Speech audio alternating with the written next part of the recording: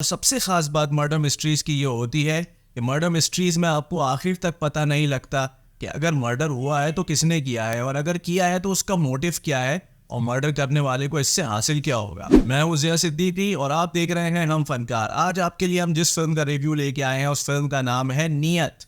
ये film release हुई थी सिनेमाज में 7 जुलाई 2023 को। फिल्म की अगर कास्ट की बात करें तो फिल्म की कास्ट में शामिल है विद्या बालन, राम कपूर, राहुल बोस नजर आएंगे आपको इस फिल्म की कास्ट में, अमृता पुरी फिल्म की कास्ट में नजर आएंगी।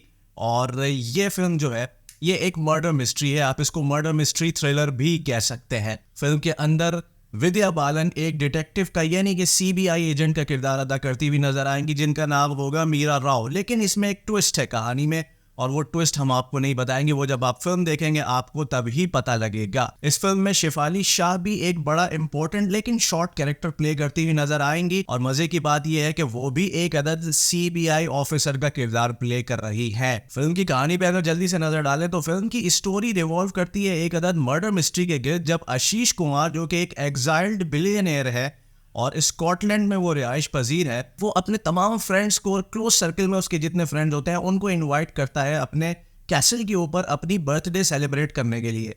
और उस बर्थडे सेलिब्रेशन के दरमियान हो जाता है एक अदद मर्डर, किसी और का नहीं, आशीष कपूर का खुद का। उस मर्डर को रिजॉल्व करने के लिए कहानी के अंदर दाखिल होती हैं मीरा राव यानी कि विद्या बालन। इस मर्डर मिस्ट्री की खास बात यह है जैसे जैसे कहानी अनफोल्ड होती जाती है और आगे बढ़ती जाती है, जितने भी राम कपूर के यानी कि आशीष कपूर के फ्रेंड्स होते हैं वो सब के सब इस मर्डर मिस्ट्री का प्राइम सस्पेक्ट होते हैं।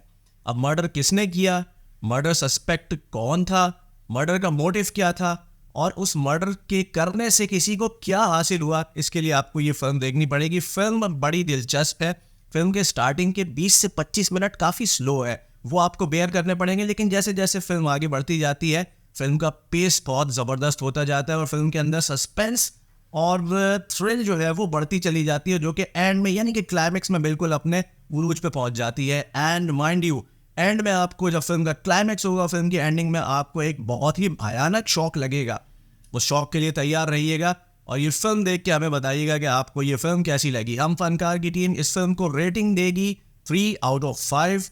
हाईली रिकमेंडेड फिल्म, आप ये अपनी पूरी फैमिली के साथ एंजॉय कर सकते हैं और ज़रूर एंजॉय कीजिएगा और हमें बताइएगा कि आपको ये फिल्म कैसी लगी।